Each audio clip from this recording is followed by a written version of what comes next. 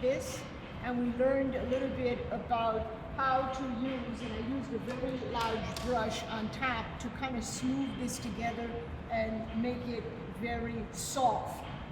This week we're going to be doing pointillism, but I want to show you how to prepare these little fast kind of impressionist little sketches, right? And I also want to show you how to think about a photograph in your head, or you can look at the photograph and have something that has an impressionist kind of feel like this.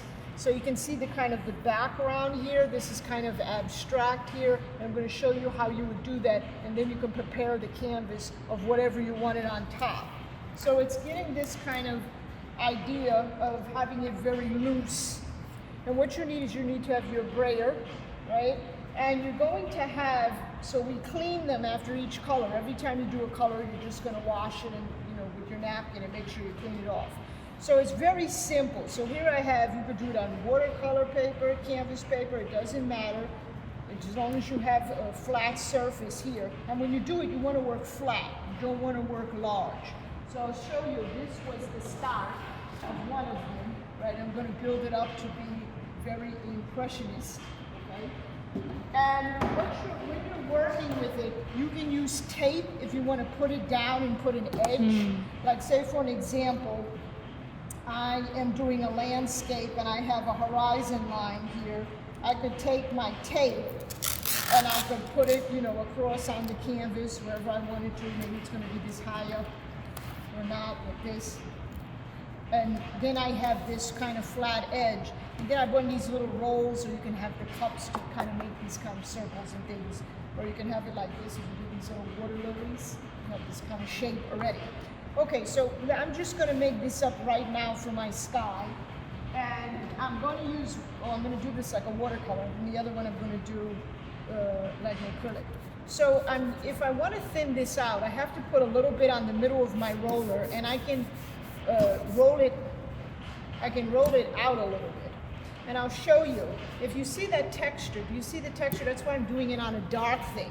If you roll it like, if you have more paint, you're going to get this. So you kind of get these abstract kind of little lines that will be really hard to make with the brush, or you can get something like that. It comes out really nice on also textured paper. You could also layer another color on top. So I'm just going to take this. I'll show you again, okay? So, and if you move it, you can have all these different colors. So imagine if this was like we were talking about here, we had all these different shapes for the water lilies. We could come back, maybe you could do the canvas a dark color, like a dark blue, and then you could come back with the roller and have these other colors on top. Or you could start with white, you see what I mean, like on a watercolor sheet, and do that. So let's just start, and I'll show you.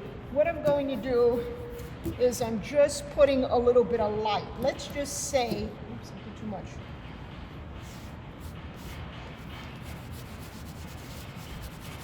Okay. So let's just say I have this as my light going here. Okay, so I kind of have this. It's nothing that special yet. I'm going to do a bunch of them. Then let's say I add some blue. And I'm going to put it down here so you can see what happens. If I put the blue on top, I can cover some of those areas or not. Do you see how sometimes it becomes very transparent and you can see through that color? So you can build up all these like kind of impressionist abstract layers. So here I'm just putting it down. And you want to play with it.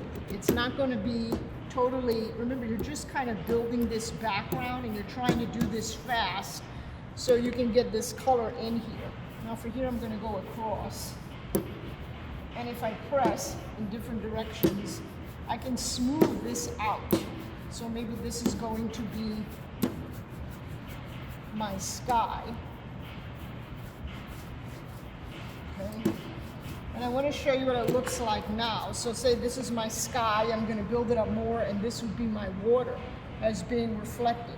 And I'll show you something. If you have watercolors or acrylics, you can also add water to the roller. It kind of changes it 100% if you're just putting it on there. So if I do it like this with the water, with the roller, I'll show you how it changes. Sometimes you might not like that, but it almost looks like this wax resists because of the roller. And when you let it dry, you get these kind of impressions, right? You might not want that. I'm gonna take it out, I don't like it. And I get this again. And I can build up all of these colors underneath. If I go too dark, I can always go back with the color and I can build up on top of it. And I can change the color. So let's put some more yellow in here.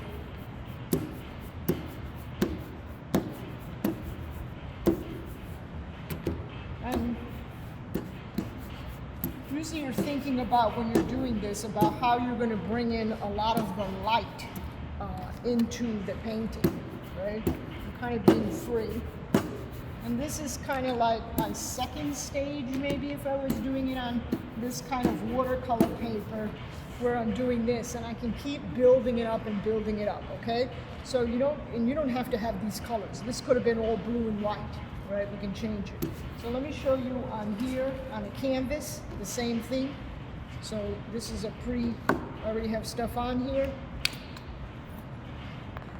Now, I'm gonna wipe off my roller.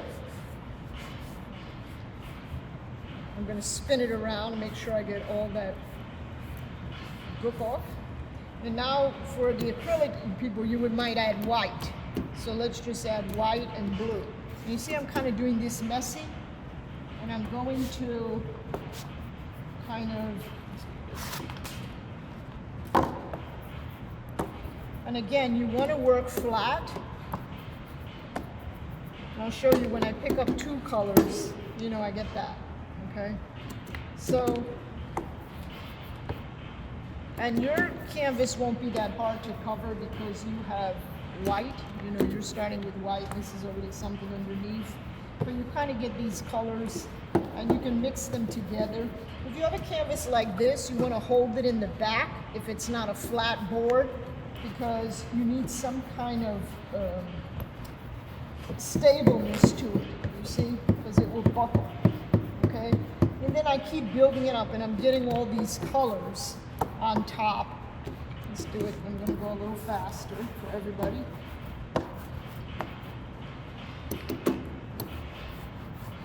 Okay, and this, I'm still building it up. This would be my background. And again, I can add the water to the brayer. If you have the acrylics and the oils, the watercolors, you can dab it off. Don't have too much water in the brayer.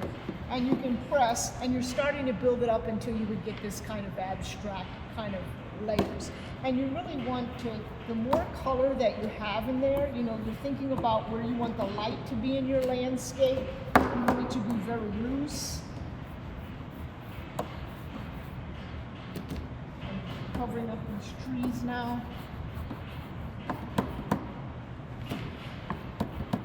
And I'm going to show you something.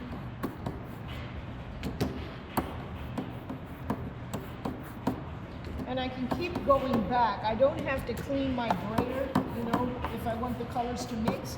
If I do want the colors to mix, you see I'm just going straight from one color into the other. I can also roll the brayer across. Let's say I was making something like this, or the texture of this. Okay, and if you look at one section, right, you kind of have all this stuff going on in the back, okay? So I want you to try it. Thank you for holding the camera.